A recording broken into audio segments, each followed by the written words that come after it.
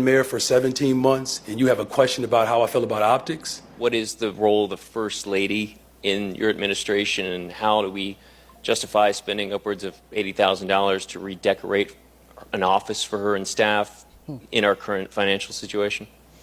So the Cultural Center has always been a location for dignitaries. Every First Lady has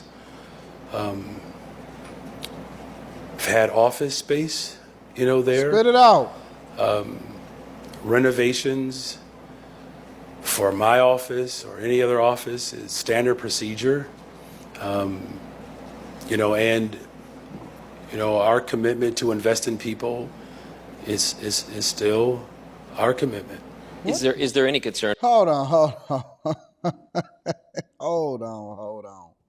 What kind of answer is that? The question is, how can you justify spending $80,000 to renovate an office for your wife when the city of Chicago is facing a more than $1 billion budget shortfall year over year?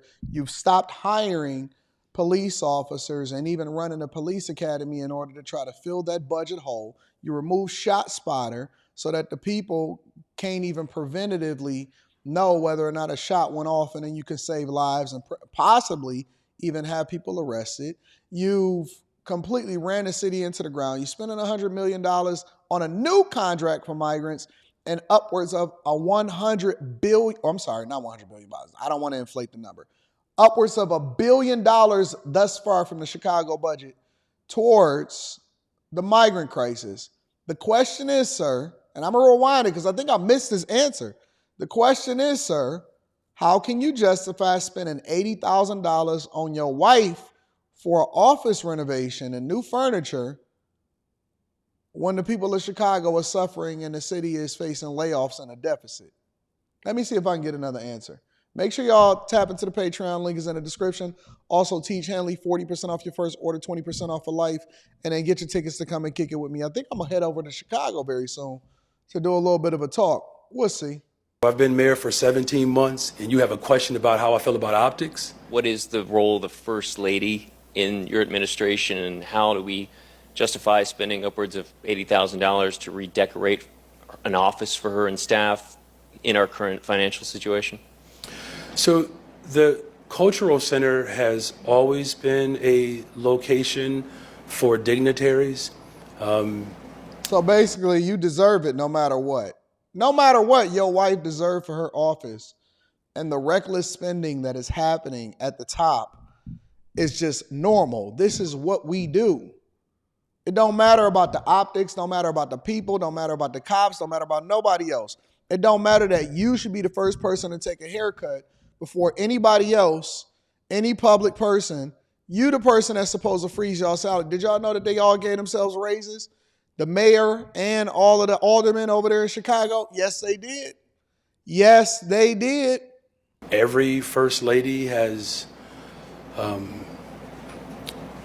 had office space, there.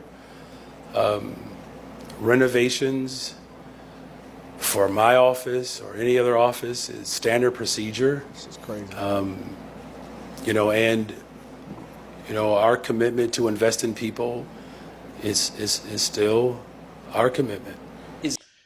The slow pausing, the all of that is trying to figure out a way to weasel your way out of it. And the word salad in this one is strong. The word salad in this one is strong. I need to go and get my Baby Yoda hat real quick because it seemed like all Democrats got the same answer.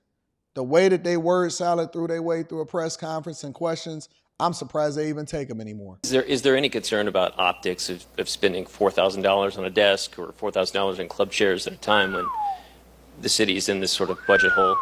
Spending tax dollars like that. Yeah, the purchase of a desk is not going to change the financial structural damage that has been in place for a very long time. So this is why we ask, and I mean this respectfully, we ask far more profound questions than that. We ask, how do we make sure that the structural damage that's been created over the course of decades, that we reroute the rivers, if you will, This word salad is BS, bro. I hope y'all can see through it.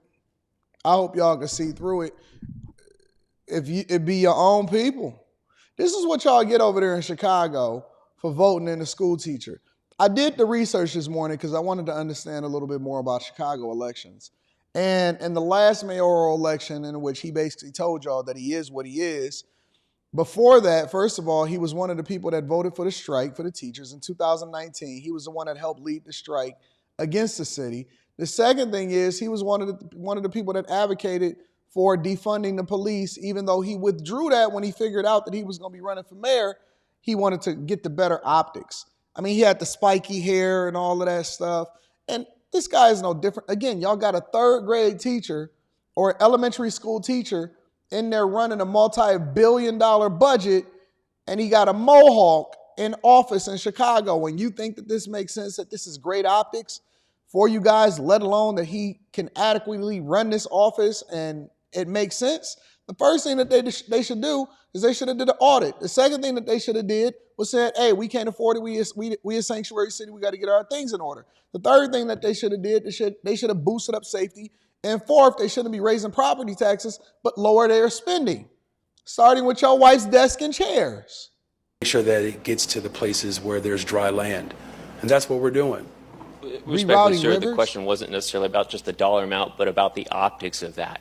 We just had a very contentious council meeting, so I'm just wondering if you're concerned about that optics. So I've been mayor for 17 months, and you have a question about how I feel about optics? Yes, we do. Just go back and review the tape.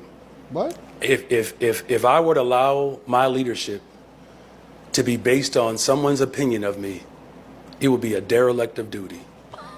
I never question my position to invest in people. I don't do this for optics. I do this to transform lives. The 30,000 young people that we're going to work to hire next summer, you know what the optics of those are? That 30,000 children actually have jobs. For the people that we are building affordable homes for, you know, the optics of that, they actually have somewhere to lay their head. The optics of making sure that every single child has a social worker and a counselor in their school, and a library and a librarian, you know what the optics of those are? Is that children actually get what they deserve. And so if there's anything to optically pay attention to the investments on the west and south sides of Chicago. Nope, we're going to pay attention to what you're doing in your office and the decisions that you're making that's actually hurting the people of Chicago. And you're not going to go ahead and divert my attention over here because I'm paying attention to what's happening in your right hand, so you're going to wave over at your left hand so I can stop paying attention to what's happening in the right. Nope, we're not doing that. And y'all deserve him. Y'all deserve him as bad as he is, and as much as I've been covering him on a Millionaire Morning Show, because I've been covering him on that channel, as much as I've been covering him over there, let me just tell y'all deserve Chicago's own Brandon Johnson. I did the research, and less than 700,000, less than 600,000 people voted in a city of 2.6 million people to have him as y'all mayor, and he won more than 50% of the final vote. And so you deserve him for a full 4-year term. Let's keep Brandon Johnson in as the city of Chicago mayor, ladies and gentlemen. Because y'all deserve him. Y'all deserve all of this reckless spending. Y'all deserve for him to invest in children and in the school system and to fix it. You deserve for him. I'm sorry, you're worried about the optics? The optics of this? You deserve Brandon Johnson. Y'all deserve all of these people that's running your city into the ground. And don't ask for help and don't ask for any more taxpayer money from the federal government, because we don't want to spend it in your city. Learn how to manage it yourself. Y'all let me know what y'all think inside of the comments. Make sure y'all tap into the Patreon link is in the description and get your tickets and come and kick it with me in person. Discount code Anton. I love you. I appreciate you. I'm going to holler at you later. Peace.